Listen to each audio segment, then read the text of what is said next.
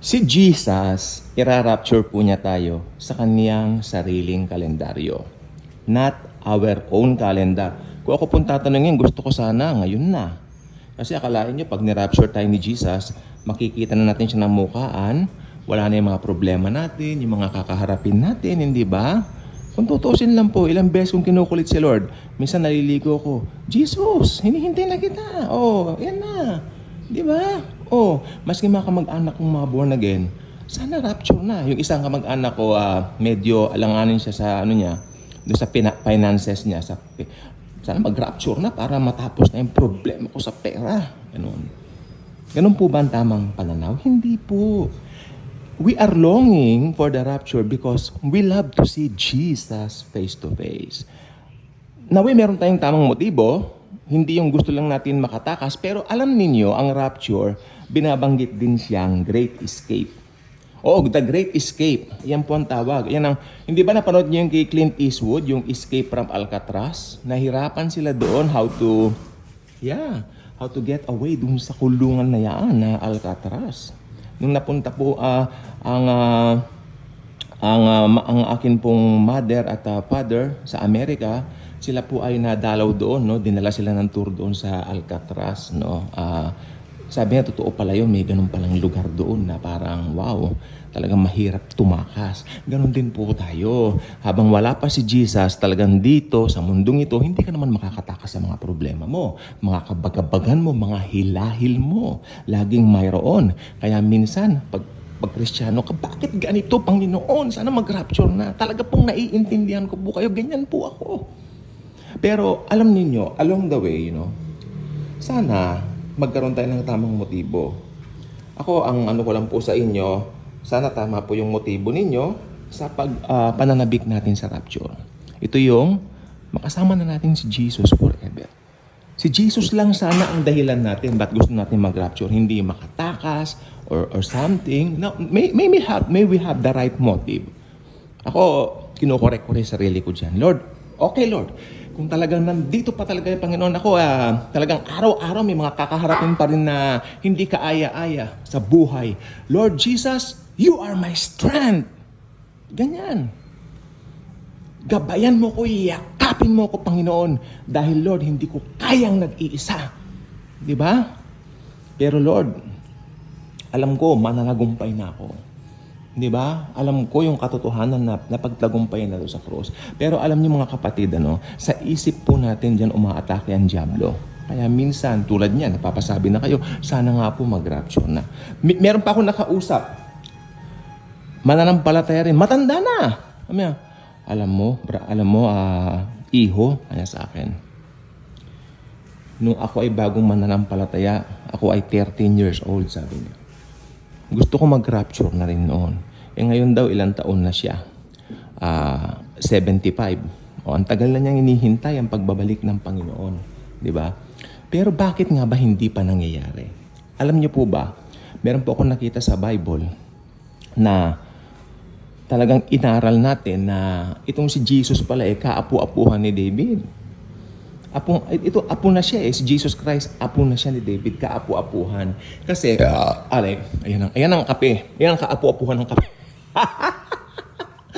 Lord, di ba? Nagkape ako, kopi ko, blanca. Yan, tapos lagyan ko ng birch tree. Masarap. Subukan nyo. Kopi ko, blanca, tapos lagyan nyo ng birch tree, yung powder. Masarap po siya. Ayun ang ko. Kasi yung creamer, minsan hindi ko na siya masyadong yung lasa. Parang, natatabangan na ako, parang wala na siyang dating sa akin, no? Yan yung birch tree, masarap siya, gatas yan, no? Pero I'll make sure, pag nagtitimpla po ako ng kape, hindi po yung mas manghibabaw yung gatas. Kape pa rin dapat, hindi gatas, okay? Patmatay na po dyan. Share ko lang naman po para ma-enjoy nyo rin, no?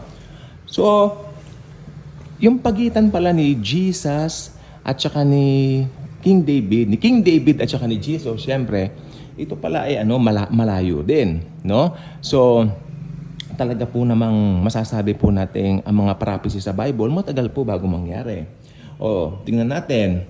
Si Haring David po nag-rule sa buong Israel ng 1010 BC. Ayun yung rule. Ayun yung kanyang rule. 1010 BC. O 1010 BC. Ayan, bang basa dyan? O nag-rule siya ng year 1010 BC. Akalain mo, BC pa yan, wala pa si Jesus. Hanggang 970 BC. Okay, at si Haring David po ay nabuhay lamang ng 70 years sa mundong ibabaw. Ang bata niya namatay, ano? Parang itong generation, yung kay David na kamatay, ito na yung mga nangyayari ngayon sa atin eh. Pero sabi ko nga po, kung si Jesus nasa atin, hilingin natin, Lord, I declare long life at good health. Kung kaya mo pang mabuhay ng 100 years, kung hindi pa magra-rapture, bakit hindi? Okay. So tingnan natin dito, no? 1010 BC siya naghari ng Jerusalem, sa Israel. Tapos hanggang 970 BC. Tapos si King David po namatay 70 years old. Ngayon ang Panginoong Hesukristo naman, si Jesus, siya po ay pinanganak ng 4 BC. Wow! Ang layo, oh! Nangangahulugan nito na, okay, this means that there may have been just over 1,000 years. Wikipedia po ito, ha? Google. Ha? Just over 1,000 years. Kasi ang natutunan ko po dati, nung ako po ay nag-aaral nito, ang sabi ng pastor that 1,000 years ang pagitan ni David kay Jesus. Pero lumalabas dito, mahigit 1,000 years. Over 1,000 years between King David and the Lord Jesus. Pero, alam po ba ninyo, sa paghihintay nila sa papanganak na baby na Messiah, nainip na po sila eh. Kaya nung dumating na po yung pagdating ni Jesus, hindi na siya pinansin. Hindi nila alam na tupad na. Nandiyan na pala siya, pinanganak na pala sa sabsaban.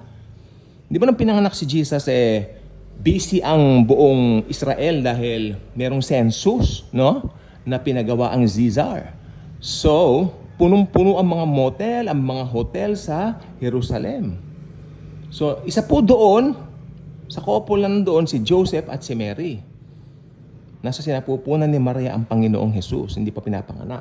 Pero lumobong-lumobo ng tiyan ni Mary, yun po yun. Hindi na nila pinansin dahil alain nyo, ang tagal, mahigit 1,000 years noong pa lang. Noong panahon pa lang kasi ni David, may hinihintay na sila na tagapagligtas. Pero ang tagal. Pero nung dumating na si Jesus, after mahigit 1,000 years, hindi ba? Parang hindi na nila pinansin. Kasi yung pagitan po ng Malakay at saka ng Mateo, ito po ay pagitan ng 430 years. Oo. So, mahaba po yon. Yun po, silent years na yon. Bago dumating si Jesus, wala nang mga propeta, wala nang nangangaral, tinamad na sila. Dahil, tingnan nyo ha, ang nangyari po sa Israel, kinubgob sila, sinakop sila, nawalan na sila ng tiwala rin sa Diyos. Na may darating pa nga. Diba? Na tagapagligtas. Pero, doon sa hindi nila inaasahan, pagkatapos ng 430 years ng silent years na yan, diba? Mula Malakay, hanggang New Testament ang Matthew, hindi nila pinapansin na ang Biblia, hindi na sila nagdadasal, hindi na nagpre-pray, pray, dasal, pareho din. Nga pala. Okay, hindi na sila excited doon sa darating na tagapagligtas.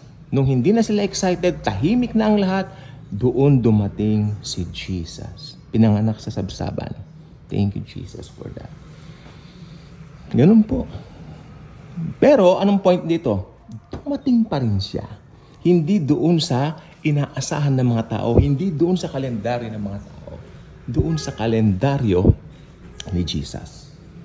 Mahigit 1,000 years ang pagitan ni David at ni Jesus. So isipin nyo, mahigit 1,000 years na naghihintay na ang mga tao sa tagapagligtas hanggang tinabangan na sila. Pero nung tinabangan na sila, doon siya dumating. Doon sa generation na yon na hindi na nila pinapansin ang Bible, hindi na sila nagdadasal, wala nang propeta. No? Doon siya dumating. Amen. Ayun.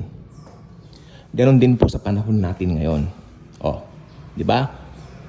Minsan ano rin po ako, Lord, araw-araw po, Lord, magbibigay pa rin ako ng mga message regarding the rapture. Hindi ako maiinip. Di ba? Nasa kalendaryo mo ang lahat. Ito 1,000, mahigit 1,000 years ang pagitan ni David at saka ni Jesus, di ba? Ang tagal niya, na? Hello? Matagal yan. Pero itong rapture po kasi iba.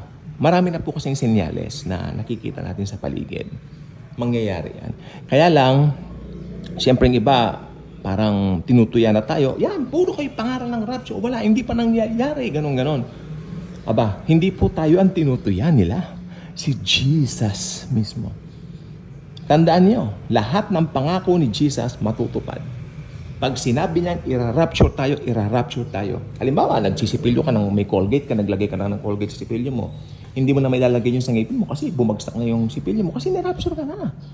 Oh, di ba? Halimbawa, sasakay ka ng MRT. Tapos papasok ka pa doon sa, anong tawag doon? Pinto ng MRT. Tapos, hindi ka pa man nakakapasok doon, nawala ka ng bigla. Naiwan doon yung short, yung pantalon mo, lahat, naiwan. Kasi hindi pa papasok yan sa Hindi pwede yan sa Kasi yan tangible yan Rapture lang, glorified body ka na Kinuha ka na ni Jesus. Mangyayari po yan. Tandaan nyo, 1,000 years mahigit ang pagitan ni David at ni Jesus, pero natupad pa rin. Ngayon din po, maski matagal tayo naghihintay, patuloy tayo mag-preach ng rapture, na araw-araw nating i-preach ang rapture. Dahil tulad ng yan, 1,000 years mahigit ang pagitan ni David at ni Jesus, natupad, matutupad din po ang rapture. Ngayon na sana ang 2024. Bye-bye.